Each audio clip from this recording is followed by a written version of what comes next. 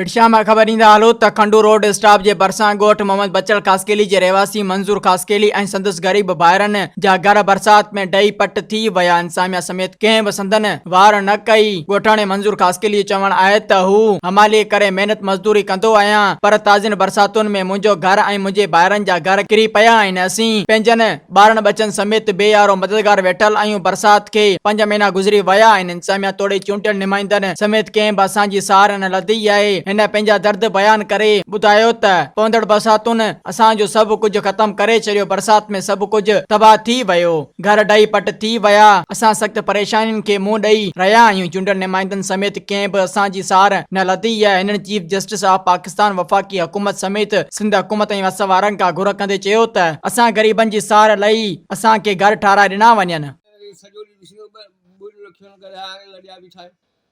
असां हिसाब थिए न, असां हिन मज़दूरी आहे कान, अटी खटी चाला पिनण में पूरा आहे। असां लड़ी केरु कोन आयो, पीपी वारो या चेयरमैन को बाबा ही ग़रीब छा थियो छा न थियो, कंहिं बि असां पर घोर कान कई। असां ॿ ॿोरियूं मुंहिंजे मथां रखियूं आहिनि, घणियूं रखियूं आहिनि, 2 ॿोरियूं रखियूं आहिनि।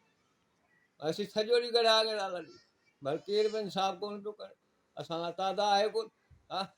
मज़ीद ख़बरनि ऐं तफ़सीलात लाइ विज़िट कयो असांजी वेबसाइट www.awamiNewsHD.com ऐं ॾिसंदा रहो अवामी न्यूज़ HD।